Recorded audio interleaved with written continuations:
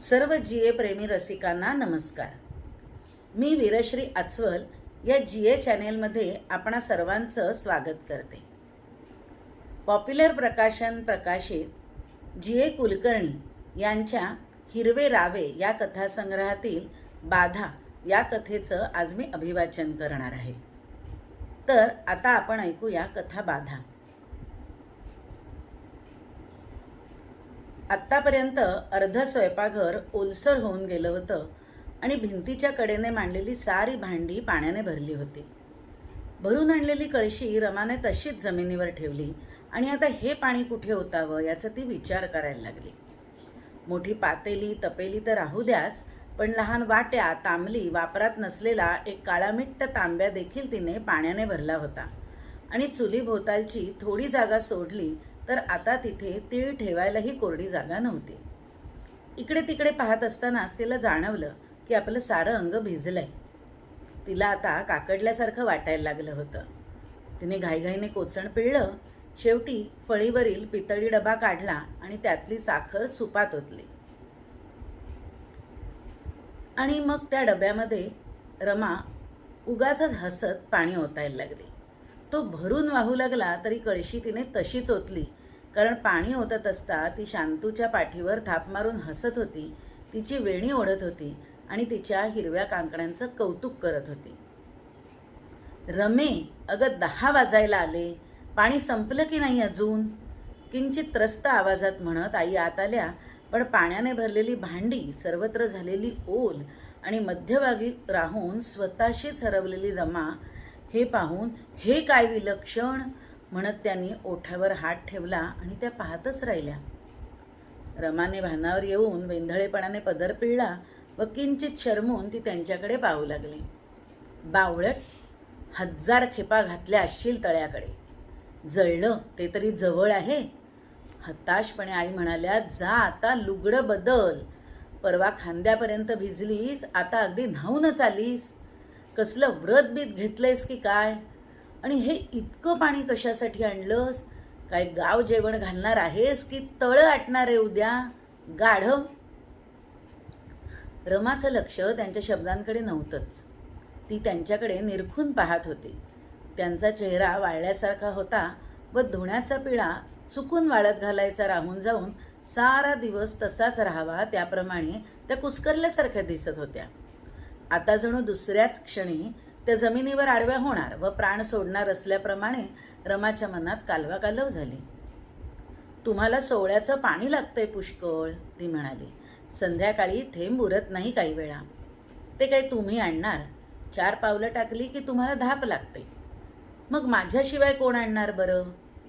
आता 4 दिवस पाण्याची काळजी नाही बघा तुम्हाला. डोळे मोठे करून आई गप्प राहिल्या, कारण काय बोलावं हे त्यांना कळेना. हे सारं पाणी का उद्या वापरायला येईल म्हणून विचारावं असं त्यांना वाटलं, पण रमाच्या चेहऱ्याकडे पाहून त्यांना एक शब्द बोलवेना. त्या एकदम संतापल्या. त्यांनी तिच्याकडे पाठ वळवली. बरं जा आता, पाणी पुरे आज, पान घाल, त्या म्हणाल्या. त्याची जायची वेळ झाली. रमा लुगडं बदलण्यासाठी आत आली. त्यावेळी त्यांना वाटलं, कसली बाधा झाली कार्टीला कुणास ठाऊक. त्या गावात कुठेही बाधा होऊ शकली असती अशी जुनाट कळा त्यावर होती. भूतकाळाचा पिंजर चिकटल्यामुळे सारं गावच भूताप्रमाणे वाटे आणि लग्न झाल्यापासून रमाने ते कधीच जिवंत झालेलं पाहिलं नव्हतं. गावाच्या एका बाजूला मोठे पोपडे उठल्याप्रमाणे डोंगर होते व त्यावरील शेकडो वर्षांपूर्वीचं एक देऊळ, किल्ल्याचा पडका तट आणि एका वाड्याचे अवशेष होते. कुणी अज्ञात शिल्पकारांनी रात्रीचा दिवस करून तिथले काळे खडक माणसाळले होते. त्यांनी त्यात अखंड खांब कोरून त्यावर नाजूक दगडी साखळ्या निर्माण केल्या. त्यावर लवचिक कमरेच्या पुष्ट नितंबाच्या देवतांना एका विशिष्ट नृत्यरीतीने उभे राहायला लावले व ते सारे स्वतःची मुद्रा देखील कुठे न ठेवता नाहीसे झाले. ते खांब व त्या स्तब्ध कोरीव देवता जणू त्यांच्या येण्याची वाट पाहत विंध्याप्रमाणे तशाच उभ्या राहिल्या.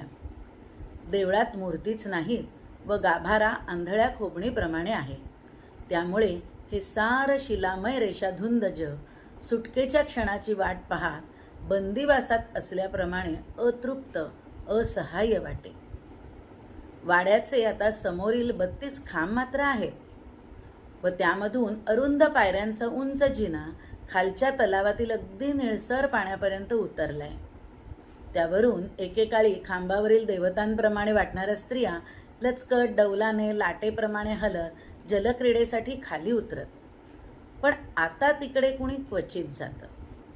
बाहेरून आलेला एखादा प्रवासी वणवण करीत जातो, परंतु पुन्हा तोच प्रवासी परत येत नाही. 5-10 वर्षात भिंतीचा एखादा भाग कोसळे. लोक तेथील दगड आणून पाटे उखळ करत पायऱ्या म्हणून वापरत. हल्ली गावात 2 रस्त्यांवर चौकोनी दगड बसवले होते. 1000 वर्षे त्यावरून चालत गेल्यामुळे ते झिजून गुळगुळीत झाले होते. त्यावरून नालाचा जाड वाहणा घालून लोक चालले की खणखणाट होत असे. रात्र झाली की धूर सोडणारे दिवे लावून 10-12 दुकाने उघडी राहत आणि 8:30ला सारं गाव विझल्याप्रमाणे होऊन अंधारात रुतून बसे.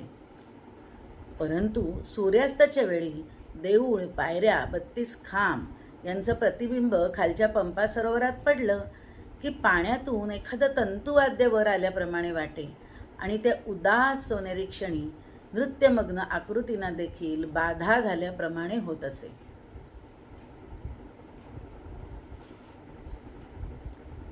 जिये प्रेमी रसिक हो, हा होता या कथेचा पहिला भाग. हा भाग आवडला असेल तर या जिये चॅनेलला लाईक करा, चॅनेल शेअर करा, सबस्क्राईब करा. खाली कमेंट बॉक्समध्ये आपले अभिप्राय अथवा सूचना जरूर द्या आणि या कथेच्या पुढच्या भागाची प्रतीक्षा करा. धन्यवाद.